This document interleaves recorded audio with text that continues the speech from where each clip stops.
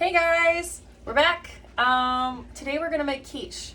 So I did not include how to do the pie crust in this. I figured you guys could figure it out. If you need a video, I can make a video too. So my pie crust is already done. It's on the stove, actually cooling. I just pulled it out of the oven. So we're gonna make the filling. Now quiche, if you've never had it, is like an egg pie. It's really, really flavorful. It's almost like a custardy finish. It's kind of fun and different. We of course make ours dairy-free because of our lactose intolerance here in the house. But I'm gonna go through the ingredients. Now, with quiche, there's several different layers of ingredients. So you have the crust, obviously. You have the custard filling, which is what we're definitely gonna talk about. And then you have your toppers. And that is my cuckoo clock going off. His name is Frederick. Thank you, Frederick. The recipe that I follow is cut straight out of a magazine. It's actually from Fine Cooking, so you can look it up at finecooking.com. I don't know that I have the episode. This is from the April-May edition in 2013, so it's an old recipe for our house. It's been through a lot of love. I have it in plastic because it gets so much use.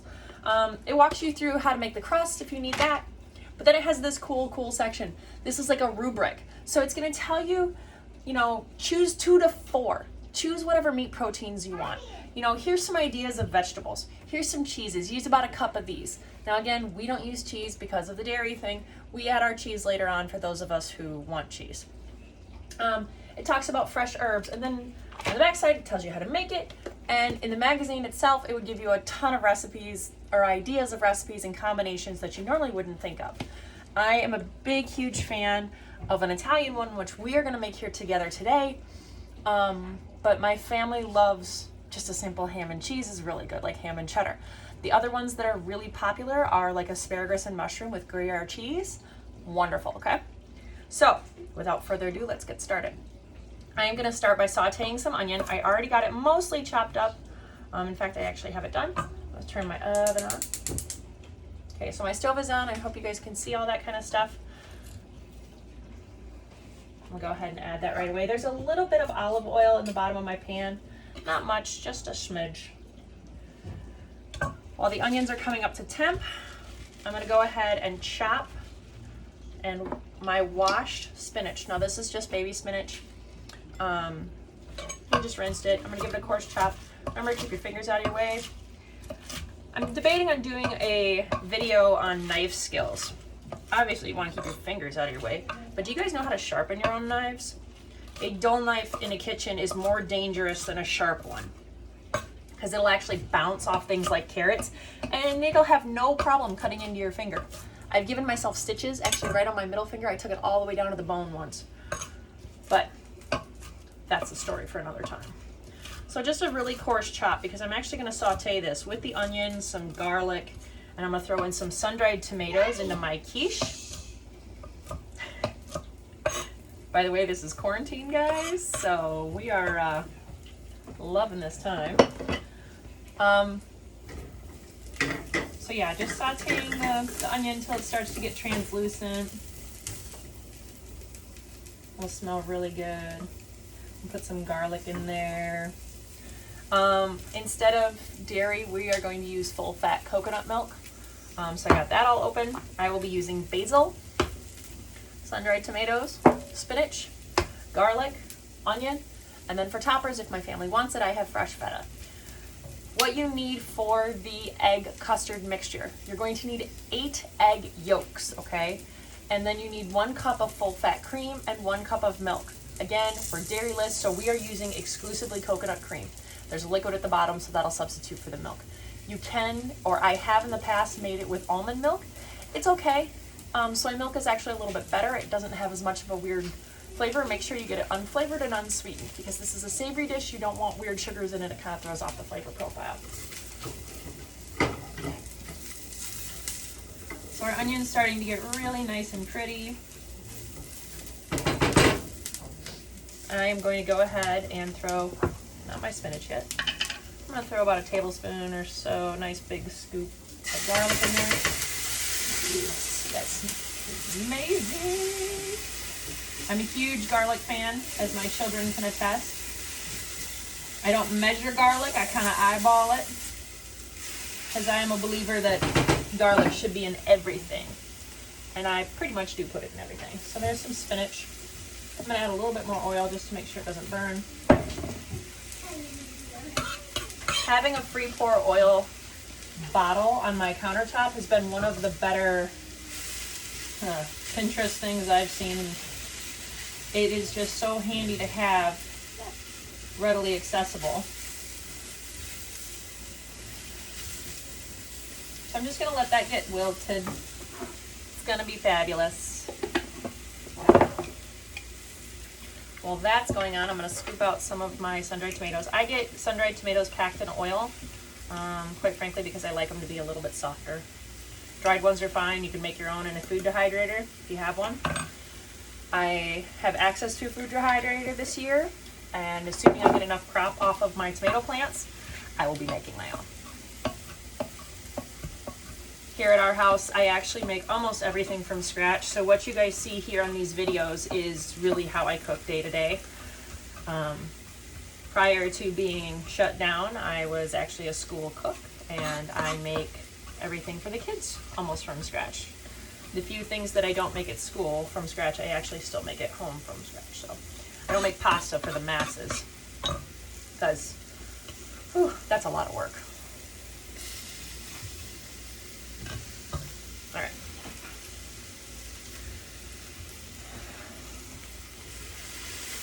I wish you guys could smell this because it smells wonderful. Just this lovely mixture. Sun-dried tomatoes, a little bit of onion, some garlic, obviously lots of spinach, and it comes out to right around a cup and a half, 2 cups. If you wanted, you could throw some pancetta, I don't even know if I said that right. Maybe some bacon. I wouldn't recommend a pepperoni or anything like that because it's too oily. That looks really good. Okay, I'm gonna turn that off, and I'm actually gonna scrape that right into my pie shell. You guys cannot see that. So there's my pie shell. Sorry about that, you guys couldn't see that. And there is my lovely, lovely filling. It's just gonna sit in, I already par cooked my pie crust for about 10 minutes. So it's just a little bit cooked, so it has a little bit of texture. I didn't want it all the way cooked for this one because I like it a little bit softer for the quiche because it's easier for the kids. That is just a family trait. All right, so I'm gonna set that aside. Next up is the actual eggs. So I'm gonna crack my eggs. We're gonna sort them out. So you do not need some fancy dancy tool to separate eggs from their yolk. The shell itself does a marvelous job. As you can see, I'm just using the shell. Got a little bit of goop. Just kind of pour it out.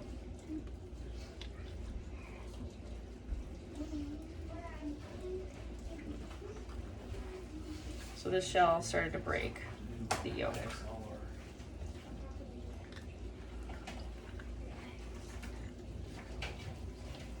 Still saved it. Woo-hoo.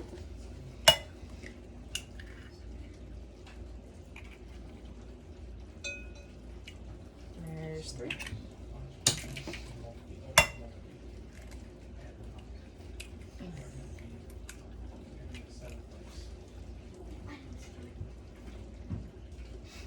Four.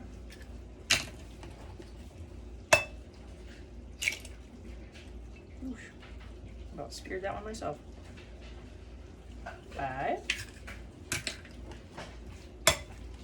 It does require a lot of eggs, so just a heads up on that one.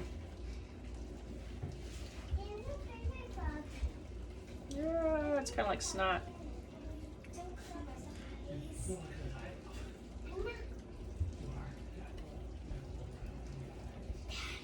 6.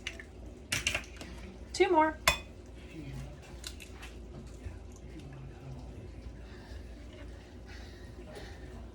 7.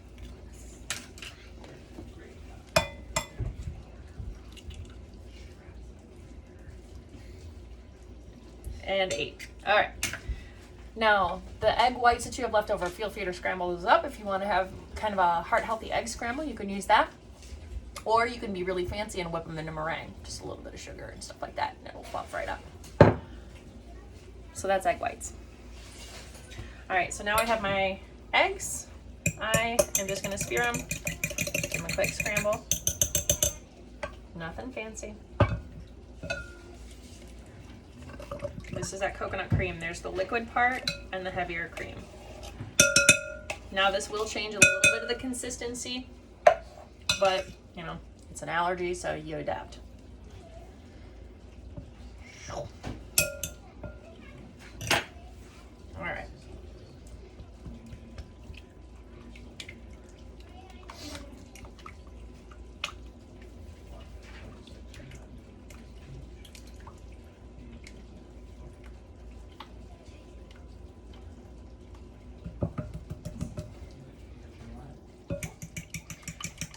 While you're doing this, you're going to want to get your oven going to 350. You're going to want it warmed up so you can bake this. When you make your quiche, like I'm doing right now, you're going to want it nice and warm to bake your pie when you're done. When you're done, you need to bake the quiche in the oven for about an hour. And then it has to rest for about an hour to firm up. You can serve it when it's still warm out of the oven, but it's gonna be kind of soft. It's not really set. If you let it cool, it'll have a very easy to slice, and you'll get that traditional quiche plating slice. It's really pretty. And then you just reheat it in the oven, it'll warm back up and it won't get soft. So that's how you do it. I'm gonna add about a tablespoon or so of this is just fresh crushed basil in a tube, because it's early spring here in Wisconsin. It doesn't grow, so here we go. So this is just fresh basil, just mixing it in. There we go, we've got a nice mixture. All right, the last thing I'm gonna do is I'm actually gonna pour this over top of my quiche mix, okay? Try not to disturb the filling.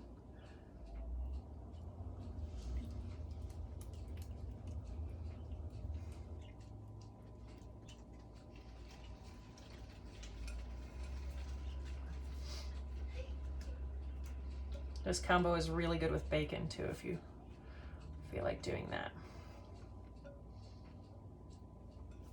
I will post the recipe in the title, so in the information of this video I will have the full recipe that I used here today. But that's it. Normally you would throw a little bit of nutmeg on top, which I'm gonna do next. Forgot about that. Minor pause while I get some nutmeg out. If I have nutmeg. I don't even know what I've got. You got it. It's just down on the shelf. It's down on the third shelf. Is it down on the third shelf? No, it's a real small container. Found it. My husband was helping me find it from the other room. It's awesome. Nutmeg. Just a little shake. That's all you need. All that for that. I know, right? Okay. Anyways, my quiche is now done. Sorry about that. Pretty excited. I'm going to throw it in the oven. It's going to cook for about an hour until it's most of the way set. Then you're going to let it cool for an hour. We're going to serve this up for tonight. I'll just throw it back in to reheat it when it's ready to serve. Hope you guys all enjoyed watching this. Feel free to subscribe. Leave questions and comments below, and I'll see you guys soon. Hope everybody's doing well. Bye.